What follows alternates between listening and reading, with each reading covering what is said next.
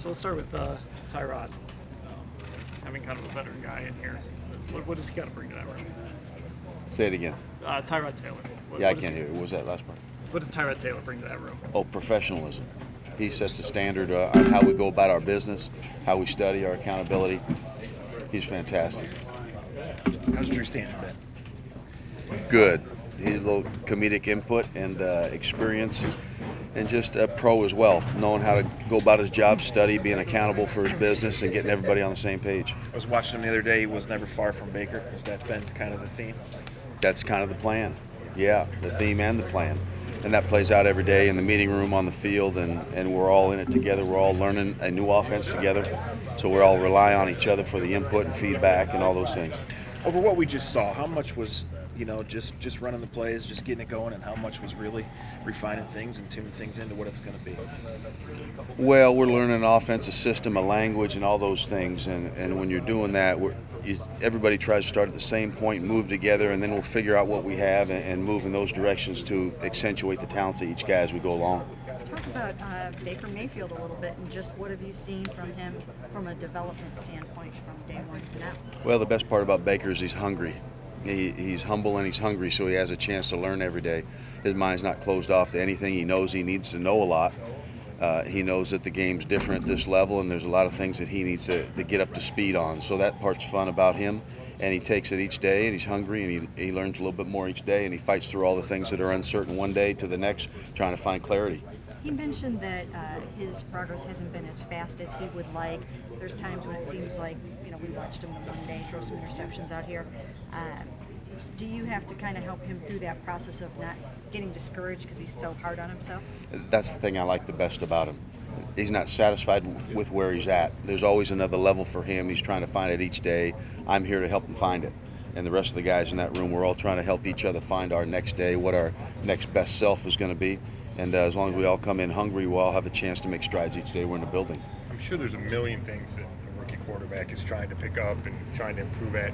But when you send him out of here for this break before training camp, what are maybe one or two things that you're telling him to focus on that he needs to be better at when he gets back here? Well, when you hear a play, you can visualize it immediately and have a phrase that you can say, I can play the play this way from a read standpoint. So at least you can walk out of the huddle, you can see it, you know how you're going to play it, and then you have a chance. And is he close to, have you seen him make strides in that area? Yeah, we're just talking about making strides every day, and that's what we talk about. Can you see this play in your head? Boom. We've made flashcards. He writes it down. We go through reads. He writes them down, and it's just a daily over and over again of the same thing to get it to the point where you don't think about it. Do you feel like he will have the capability of really nipping at Tyrod's heels in training camp and pushing him and pressing him, or is this a growth and development training camp for Baker? Well, we're just interested in getting Baker the best he can be. Where all that goes down the road is where all it goes, and that's up to Coach Jackson.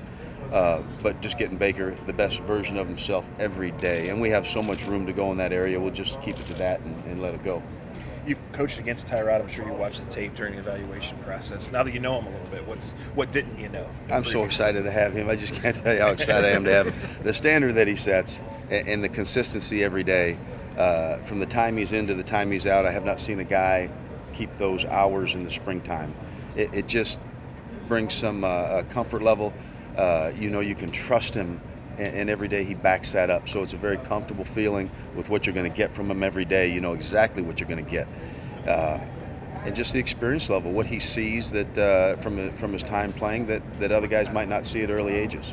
Do you see any on-the-field limitations in him when you watch his film or when you're practicing with him out here? Because I remember there were times when Hugh was here in his first year where Cody wasn't throwing interceptions, but he also wasn't taking enough chances. He wasn't throwing the ball downfield enough.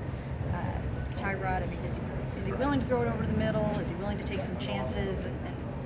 Well, Tyrod's a starting NFL quarterback, so that's the difference to me. And Tyrod's just hitting his stride. This is his fourth year starting in the NFL. He's just coming into his own, and this is just the tip of the iceberg. We haven't seen the best from him. When Baker got drafted, Hugh and John Dorsey said so much good stuff about his intelligence, and when you guys put him on the board. So did you see that when you had him in for the visits and you worked him out, and then how have you seen that translate to now he's here trying to learn an NFL offense? Well, he's got plenty of mental capacity. The key is, can you digest the words and process it fast enough while guys are running at you to get the ball to the right guy? And that's just a process of doing it over and over again. We're very, very happy with where he's at mentally, and it just takes time to get through all that and see enough reps. How are you guys enjoying all the different things that Tyrod can do? I mean, you and Todd, I mean, this is a little bit of a different style. I know you guys have incorporated a lot of these things in your other offenses with your other quarterbacks, but can you do even more with Tyrod in terms of just his dual threat ability and all of that? Well, I'm a kid in a candy store. There's no limitations with him. He can throw it down the field. He can run the zone read stuff. He can run a conventional offense. He can do anything you want him to do. He can do those things. So, and like I said, he's just coming into his own. So we're still finding out all the areas that we can get him into. So as we get going back here in training camp, we'll explore those things as we gear the offense towards individual strengths. Are these things that you've always wanted to coach when you've looked around the league and you've seen some guys that are like him? Well, the one thing you'd love to have is a guy that's a pocket passer that can also run and extend plays. And when you can get the combination of both, you have a chance to really not only fit it into tight holes and the timing and anticipation, but then fix a play when it doesn't happen right with your legs. So I'm really excited about having that opportunity to have a dual threat guy that way. And are Baker and Tyrod similar in a lot of ways, but also very different in a lot of ways? Or could you know? Yeah, I guess I just Ty is Ty and Baker's Baker, and they have their strengths, and we'll play within those. I think it seems like Tyrod throws us so much accuracy and touch out there. I don't know if I've seen him really let one go 100%. How big is his arm? Well, it's just so easy for him. He doesn't strain to. He doesn't strain to get distance, and that's the best thing. It's just easy for him. He's smooth stroke. He's got plenty of power and distance, so it never looks like he's, grunting to throw. It's just a natural, smooth stroke. He's very strong. And Tyrod probably never really has quite looked out there before and seen Jarvis Landry, Josh Gordon, Corey Coleman, Duke Johnson. I mean, he's really got a cornucopia of skill players to throw the ball to. Yeah, I'm hoping he's happy about all that. I don't know what he's had in the past compared to what we have here, but what we have here is what we got, and we're going. What about Brogan? What are your impressions of him? He did a nice job in the 2-minute drill. He had a chance over there. Just reactions to the defense. Not everything worked out perfect, but how you react, the feel for the game, the anticipation, I was happy with him. I'm really looking forward to getting back in training camp.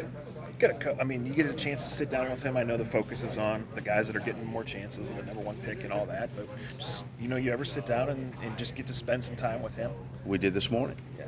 He's, he has a great way about him. He sees the brighter side all the time. He's like Ferris Bueller. He never has a bad day. Everything's good for Brogan, and that's another style of personality that he adds to the room. It creates a nice atmosphere. The potential of Tyrod compared to some of the other quarterbacks that you've coached throughout your career, what is it? Well, again, Ty is Ty, and his ceiling is we haven't even seen it. So we're going to take it and run with it. And I'm really glad he's here. I'm really glad that I get a chance to be a part of his progression as an NFL player.